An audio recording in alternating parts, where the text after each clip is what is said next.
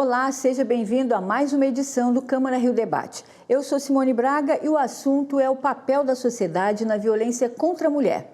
Eu recebo 3 convidados no programa de hoje. Eu começo o nosso bate-papo com as apresentações. Aqui no estúdio está a advogada especializada na defesa da mulher, Bianca Alves. Ela também é autora do livro Violência Doméstica, Histórias de Opressão às Mulheres. Seja bem-vinda, obrigada por estar aqui com a gente. Obrigada a vocês. E também recebemos hoje a participação nesse debate da Jaqueline Pitangui, que é coordenadora executiva da ONG Sépia, voltada para a execução de projetos que contribuem para o crescimento da cidadania de pessoas. Jaqueline, bem-vinda também. Muito obrigada pela sua presença aqui. Muito obrigada. Também aqui conosco, no nosso estúdio, o advogado Rafael Nunes Vanderlei, que criou o aplicativo Maria da Penha Virtual. Seja bem-vindo, Rafael. Obrigada. Eu agradeço. E um levantamento feito em 7 estados do país, inclusive aqui no Rio de Janeiro, mostra que 75% dos casos de feminicídios são praticados por companheiros ou ex-companheiros das vítimas. Os motivos quase sempre são o fim do relacionamento ou ciúmes. Agora você vai conhecer a história da Maíra, que por pouco não entrou para essa estatística do feminicídio. Quase 3 anos de violência. Num determinado momento em que eu fui para a casa dele, foi quando ele me deu o primeiro tapa, né? E a partir daí as agressões não pararam. E não foram apenas agressões físicas. Começou com aquela violência psicológica que foi evoluindo para violência física, e essa violência física foi progredindo até que chegou um determinado momento em que as coisas ficaram insustentáveis. E foi a partir desse momento que eu entendi que era o momento de parar, né? Eu não estava colocando em risco só a minha vida, mas estava colocando em risco a vida de outras pessoas. Maíra é advogada e tem 43 anos. Ela é apenas uma das centenas de mulheres que sofrem algum tipo de violência dentro de casa. O principal agressor é o companheiro. Só no estado do Rio foram registrados 545 casos de agressão no ano passado, 170 a mais se comparado a 2021. O levantamento é da Rede de Observatório de Segurança. O estudo mostra ainda que a cada 17 horas, uma mulher denuncia o companheiro a alguma rede de proteção no Rio. E procurar ajuda é o caminho para tentar reduzir esses números. Tem vida após relacionamento abusivo.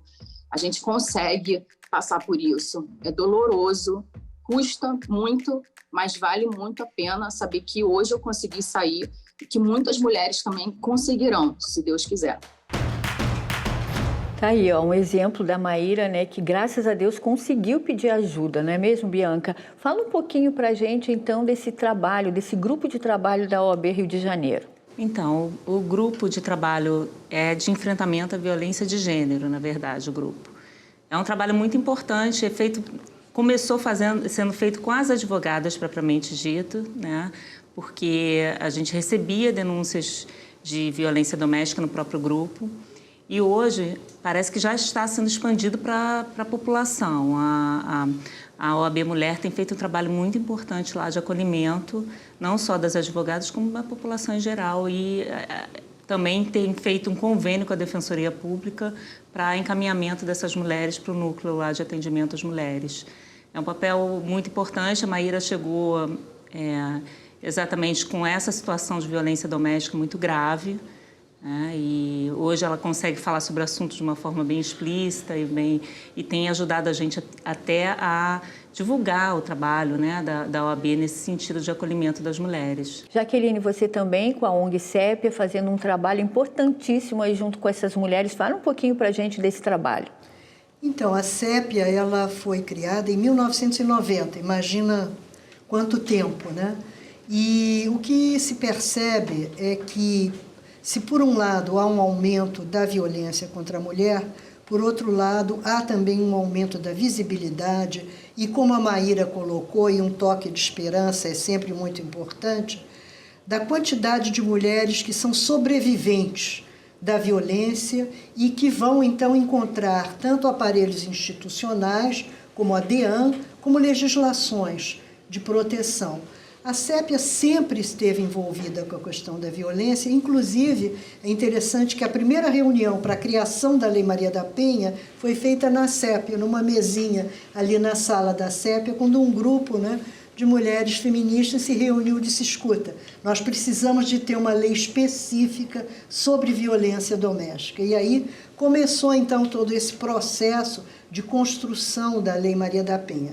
Nós integramos o Observatório da Lei Maria da Penha e entendemos que a violência é como um polvo, ela tem muitos braços. Então você tem que trabalhar em muitas esferas, tanto a nível institucional, que é treinando, é reforçando as instâncias de segurança, de justiça, a nível educacional, trabalhando nas escolas, nas universidades, né? E fazendo sempre advocacy por leis e por políticas públicas. É o que a gente vem fazendo. Com certeza, é um trabalho que sempre é muito amplo, né? Amplo. E aí a gente chega nas redes sociais, né, e nos aplicativos com o Rafael, que traz também para a gente essa novidade. Fala um pouquinho desse aplicativo Maria da Penha Virtual, que você é um dos criadores, né, Rafael?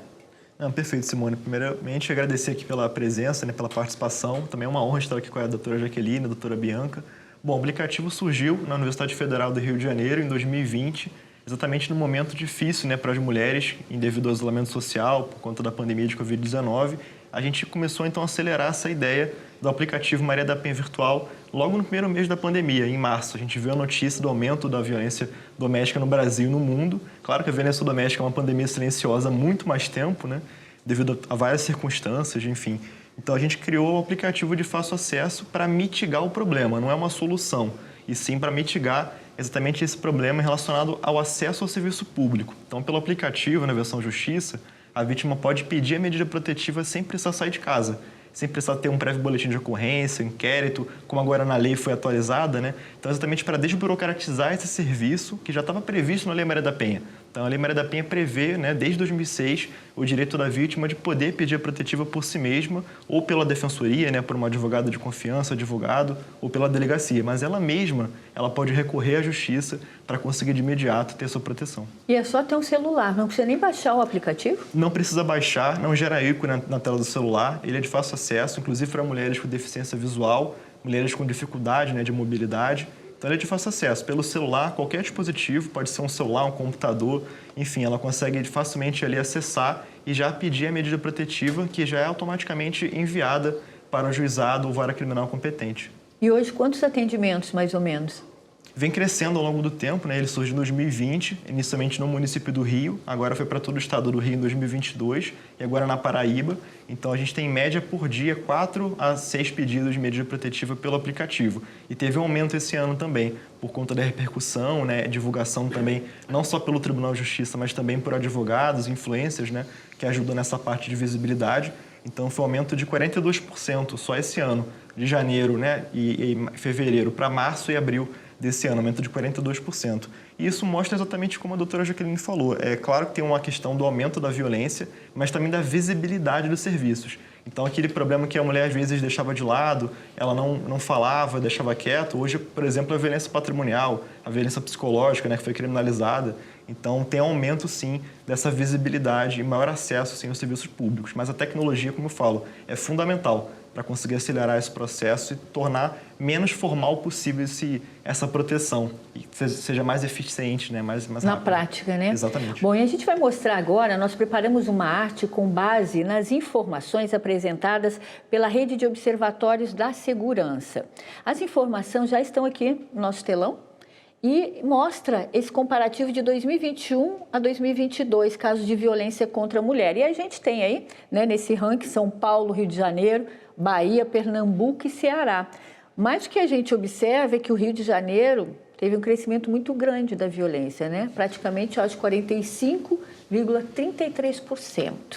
Aí eu gostaria que vocês falassem para mim como é que vocês veem esse aumento aqui no Rio de Janeiro e a que se deve, Bianca? Eu acho que principalmente tem dois fatores, né? A violência contra a mulher ela sempre existiu, mas hoje as mulheres conseguem ir mais à delegacia por conta da informação, a se dirigirem mais aos locais de atendimento. Mas, apesar disso, há um aumento muito grande devido talvez até mesmo a Covid-19, isolamento social. Acho que isso prejudicou bastante, que as mulheres realmente ficaram isoladas e nesse período foi muito ruim, mas você vê que mesmo após o isolamento continua crescendo o número de denúncias e tudo mais. Eu acho que as mulheres estão mais atentas, estão procurando mais denunciar, mas em compensação também há um aumento muito grande de violência hoje. E elas, assim, elas já sabem que podem denunciar a violência psicológica, a violência moral, a violência patrimonial, como o próprio Rafael falou, e eu acho que isso faz também muita diferença. Antigamente, a violência contra a mulher era entendida como só a violência física. Exatamente. E os outros tipos de violência eram deixados de lado. E hoje a gente já sabe, até pela criminalização mesmo dos outros tipos de violência, principalmente a violência psicológica, que eu acho que é a principal aí, que a maior parte das mulheres que sofrem violência psicológica. Então, acho que isso aumentou bastante o número de denúncias também. Mas o que a gente vê é que há um aumento de agressividade, um aumento muito grande de agressividade, de índice mesmo de violência que pode levar ao feminicídio. Pois é, Jaqueline, eu sei que vem trabalhando há tanto tempo aí, acompanhando esse processo todo. Como é que você vê, né, essa questão desse aumento da violência, né? E o que está sendo feito na prática realmente, né, ao longo desses anos? Eu acho que... sem dúvida, eu concordo com os fatores que a Bianca levantou, mas a violência contra a mulher, ela também tem como referencial uma violência geral na sociedade. E nos últimos anos, particularmente nos últimos 4, 5 anos, houve um crescimento exponencial de uma figura masculina muito violenta, que é o que a gente chama de masculinidade tóxica, em que a identidade é calcada na ideia de poder, de violência, até um poder armado, né? Nós tivemos a liberação de armas, até 5 ou 6 armas, né, por pessoa em casa, o que está diretamente ligado ao feminicídio, né, ao aumento do feminicídio. De modo que eu acho que você tem um aumento geral da violência na sociedade, tanto em função de políticas institucionais passadas, como também da própria produção cultural e jogos eletrônicos e uma constituição mesmo de violência, e temos o fator de maior visibilidade e de denúncia, porque esses são casos registrados. Então, isso nos traz esperança, as mulheres estão denunciando e são sobreviventes, estão conseguindo sair, o que é diferente do feminicídio. E o Câmara Rio Debate vai para um breve intervalo, não saia daí, a gente volta já.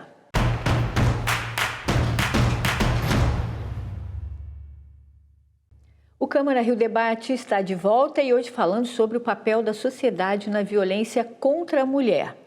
Rafael, vocês são um exemplo, né, desse trabalho da sociedade em conjunto com vários órgãos através do aplicativo. O aplicativo, primeiramente, foi só aqui no Rio de Janeiro e agora está se estendendo para outros lugares. Como é que está? Exatamente. O aplicativo ele surgiu em 2020. A gente era um grupo de pesquisa da FRJ chamado CEDTEC, né, que era o grupo maior. A gente, desde o início, era chamado de Direito Ágil. Então, Direito Ágil é esse grupo de pesquisa inicialmente, que era focado exatamente em criar soluções de tecnologia para solucionar problemas relacionados a direitos humanos. Então, como a gente consegue concretizar direitos humanos a partir da tecnologia jurídica? Então, isso surgiu em 2020. Veio a pandemia, a gente, então, aproveitou o momento para acelerar a solução. Aí conseguimos um convênio a partir da professora Cone Cesário, da FRJ, que foi minha professora também da Faculdade Nacional de Direito, hoje eu sou formado já, e ela conseguiu, a partir dessa conexão, ter a ponte com a doutora Adriana, que é a juíza lá do tribunal, e a gente conseguiu, então, lançar esse convênio e implantar o aplicativo no município do Rio. Já está em todo o estado do Rio, teve um aumento muito grande, né, no início do ano passado, por conta dessa expansão. Então, a gente vê, por exemplo, as áreas, né, mais de maior incidência do aplicativo, não é a Zona Sul, não é a Barra da Tijuca, e sim Leopoldina, que tem ali, compreende aquela região do Complexo da Maré, Complexo do Alemão, né? Também outras áreas como Campo Grande, Bangu. Então, ele tem crescido para essas áreas e também Duque de Caxias, no Nova Iguaçu. Então, são áreas periféricas, né, em que aquela mulher precisa ali de uma ação rápida pelo celular. E, em geral, as mulheres têm um celular próximo para conseguir ter a sua proteção. Então, é muito importante, inclusive, para mulheres com deficiência visual, mulheres com dificuldade, né, de mobilidade. Então, é esse público que a gente procura atingir pelo aplicativo. Ele é um serviço complementar, né? É um autosserviço que ela usa pelo aplicativo, mas ela pode ser complementada, né, pelo serviço presencial, delegacia, né, defensoria, advogado. Então, essa solução. E aí agora foi para Paraíba também, a gente conseguiu implantar lá por um convênio a parte da Direito Ágil. E o nosso plano agora é expandir para a versão para municípios, né, para conseguir levar para a rede de enfrentamento, acelerar cada vez mais esse processo de proteção, não só da violência doméstica, mas também da violência extrafamiliar. Violência comunitária, assédio no trabalho, né, assédio no transporte. Então, para facilitar esse fluxo de processo. Ótimo. E Jaqueline, a gente vê a questão das denúncias, né? Eu queria que você falasse um pouquinho para a gente, inclusive até pelo atendimento de vocês lá na SEPIA. A gente fala muito que essa violência acontece com as pessoas de baixa renda. E, na verdade, ela acontece em todas as classes. Aí eu te pergunto, essas denúncias vêm dessas mulheres de baixa renda porque as que estão em outro nível social não querem se expor? Acontece isso? Eu acho que eu queria primeiro só retomar o que o Rafael falou da importância desse aplicativo, porque ele faz parte das rotas de fuga, né? Ou seja, você tem várias rotas de fuga da violência. E o aumento exponencial da violência durante a Covid foi justamente porque as rotas de fuga foram bloqueadas, né? Então, ela ficou ali dentro, né? Confinada no ambiente que é o ambiente perverso da violência, que é o chamado lar docilar. Agora, nós sabemos que a violência é transversal. Ela atravessa a todas as classes sociais, raça, etnia. Agora, você tem rotas de fuga muito mais dificultadas para determinadas pessoas. Então, a rota de fuga de uma mulher na Leopoldina provavelmente é mais difícil do que uma mulher em Ipanema, porque a mulher em Ipanema talvez tenha mais acesso a advogado, né? A um atendimento que não necessariamente tem que ser pelos canais institucionais. Então, eu acho que uma grande parte, né? Assim como é uma grande parte das mulheres que procuram o SUS, uma grande parte das mulheres que procuram assistência pública vem realmente de lugares de mulheres mais carentes. Mas não apenas. Nós temos advogadas, como o caso do depoimento da própria Maíra, nós temos mulheres médicas, porque é transversal, né? E muitas delas vão, sim, às DEANs, as delegacias especializadas, porque digamos, a instância a nível da segurança pública, né? E se daí o caso vai e se transforma num processo, né? Então, nós temos as cortes especiais também, o próprio Tribunal de Justiça, com a juíza Adriana, que se mencionou aqui, fez um trabalho muito interessante, né? Então, eu acho que é mais pulverizado do que o que a gente imagina, né? Com certeza. Mas, realmente, há uma carência de rotas de fuga maior, associada à carência educacional, de saúde, de mobilidade e mesmo da violência do lugar. Se me permitir, há muitos anos atrás, no início dessa década, nós fizemos um trabalho na Maré, na Vila do João mais especificamente, sobre violência contra as mulheres, dificílimo de fazer. Por quê? Porque uma mulher ali não podia chamar a polícia. Como que ela vai chamar a polícia? Ela já tem esse bloqueio. Ela não pode chamar a polícia, na verdade. Então, quer dizer, você tem que realmente matizar, né, pela circunstância, pelo contexto em que aquela mulher está experimentando dentro da sua casa a violência doméstica. Exatamente. Qual é o ambiente que a cerca? Bianca, o trabalho lá na OAB, por exemplo, a mulher procura a OAB, faz a denúncia, ok, e depois esse acolhimento, né? Porque tem todo um processo psicológico que a gente fala. Muito difícil. Ela já vem sofrendo aquele trauma psicológico e até ela chegar a denunciar, já é outro momento emocional mais crítico. Como é que é esse acolhimento? O acolhimento lá é feito por profissionais mesmo, advogados profissionais na área, né? Que lidam com violência de gênero no dia a dia. Eu mesmo trabalho com isso diariamente. Mas esse acolhimento, nós firmamos uma parceria com a Defensoria Pública para dar continuidade à questão jurídica também, que é importante. Para a mulher advogada, por exemplo, também tem a gente presta um serviço assistencial que a CAARJA que presta, e há sessões de psicoterapia para essas mulheres poderem se entender dentro da violência e como sair desse ciclo da violência. Então, a OAB está atenta a isso para as advogadas e para o público em geral. A gente teve que abrir, porque era um número de denúncias enorme, todos os dias. Eu mesma tenho uma página na internet, esse livro foi criado justamente por isso, esse livro aqui, o Violência Doméstica. Foi criada durante a pandemia, porque eu recebia no Justiça Delas, que é o Instagram que eu criei para receber denúncia e tudo mais, eu recebia um número muito grande de mulheres sofrendo violência dentro dos lares, como a Jaqueline falou. São pessoas que não tinham como sair, por isso que eu acho que é muito importante o trabalho do Rafael, porque muitas vezes a locomoção é muito difícil. Muitas reclamam que a polícia não chega até o local, porque são locais que tem tráfico, milícia, então a polícia não consegue. É difícil acesso mesmo, em função da realidade ali, né? Então, esse aplicativo é importantíssimo no combate à violência também. Eu acho que todo mundo que puder fazer algo contra a violência é importante, principalmente o acolhimento e o direcionamento às redes competentes. E para isso precisa de uma união da sociedade. Sozinhos nós não vamos conseguir. Mostra um pouquinho o livro de novo. O livro são relatos de mulheres que sofreram violência, então, dos mais diversos tipos. Inclusive tem um relato de uma pessoa que sofreu uma tentativa de feminicídio, que acabou tetraplégica. E eu senti necessidade de fazer justamente para contar a história dessas mulheres. São anônimas as histórias, obviamente, mas são histórias bem fortes, e ele também tem um glossário, uma parte histórica bonita dos direitos mesmo das mulheres, de como nós chegamos até aqui. Bastante importante. Ok. Agora, Rafael, a gente falou aqui, né, a Bianca tem um ponto importante, né, que a gente fala dessa violência dentro de casa, da mulher casada. E falando dos jovens, hoje a gente vê muita agressão, namorados que fazem esse tipo de agressão. Você observa isso no aplicativo, que tem também um número de jovens que estão denunciando mais? Sim, para complementar essa discussão também interessante, né, tem um dado interessante do Fórum Brasileiro de Segurança Pública, em 2022. Teve um aumento exponencial no número de casos, né, são 18 milhões de mulheres que já foram vítimas de violência, não só violência doméstica, mas violência de gênero. E a gente sabe que 45% dessas mulheres não denunciam. Então, a gente precisa analisar, quando você cria uma política pública, seja na prefeitura, no tribunal, pensar como é que eu consigo permitir que essa mulher denuncie, entre na rede de enfrentamento, né, e consiga ter proteção. Então, a gente vê esse número muito alto de pessoas que não denunciam, por N razões, né, como foi colocado, dificuldade de deslocamento, descrédito institucional na polícia ou outra instituição. Então, o aplicativo é um meio, né, complementar a essa rede. Então, como você falou, esse dado do fórum, né, é interessante porque fala isso. As mulheres entre 18 a 35 anos são aquelas que mais aparecem em número de denúncias. Não só no aplicativo, mas também em qualquer outro meio de denúncia. Então, são casos, assim, como eu falei, de uma união estável, uma mulher que acaba que o ex-cônjuge, o ex-companheiro, né, o namorado, é o autor da agressão. E esse dado do ano passado foi isso.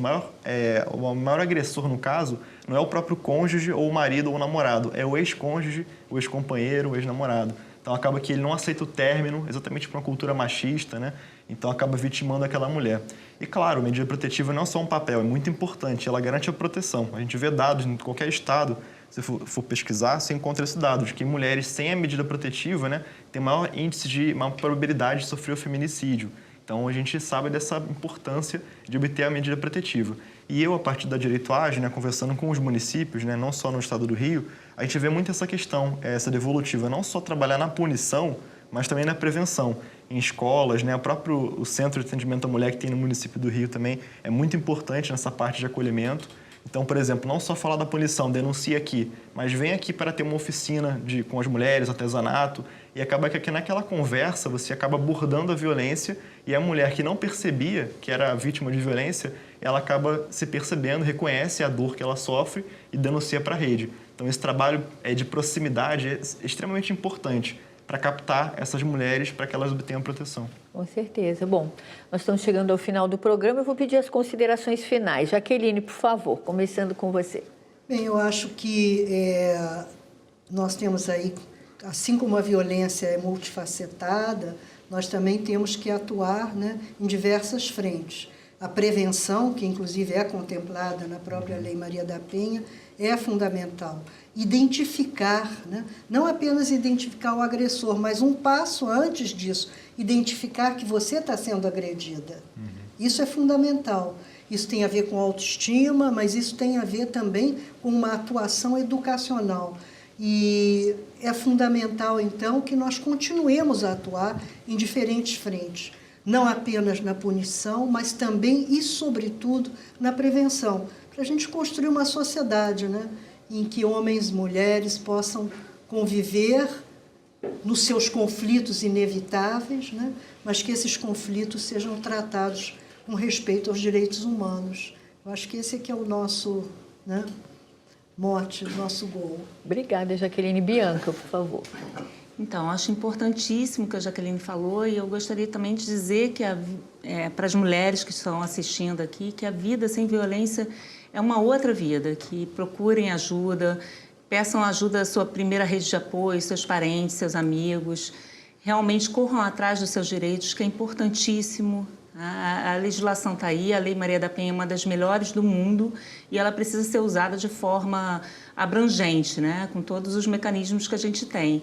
E, principalmente, que se formem agentes públicos capazes de receber essas mulheres de forma efetiva nas delegacias, nos locais de atendimento, que é importantíssimo. É isso. Obrigada. Obrigada, Bianca. Rafael.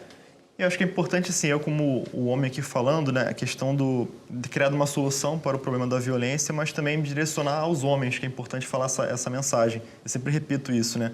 Todo homem tem um imperativo moral mesmo, um dever moral de garantir a proteção das mulheres. Então, pensar, por exemplo, que não é só a violência física, que é a violência doméstica, a violência de gênero, né? Também é aquela violência que acontece no dia a dia, no bar, uma agressão verbal, uma fala, às vezes uma figurinha na rede social. Aquilo, por si só, já configura uma violência que, se estimulada, né, acaba gerando o que a gente vê hoje em dia, essa escalada da violência que vai até o feminicídio. Então, tentar trabalhar também no início essas mini agressões ali no dia a dia, que tem que ser realmente extirpadas, né? Elas não podem ter espaço no ambiente público. Ok, muito obrigada. E estamos encerrando o nosso programa de hoje. Eu agradeço a presença de todos vocês aqui no programa, a disponibilidade e agradeço também pela sua audiência. E você também pode acompanhar o conteúdo deste programa e muitos outros nos podcasts da Câmara, na sua plataforma de áudio favorita. E veja também outras notícias nas nossas redes sociais em Câmara.Rio. O Câmara Rio Debate de hoje fica por aqui e até a próxima. Tchau!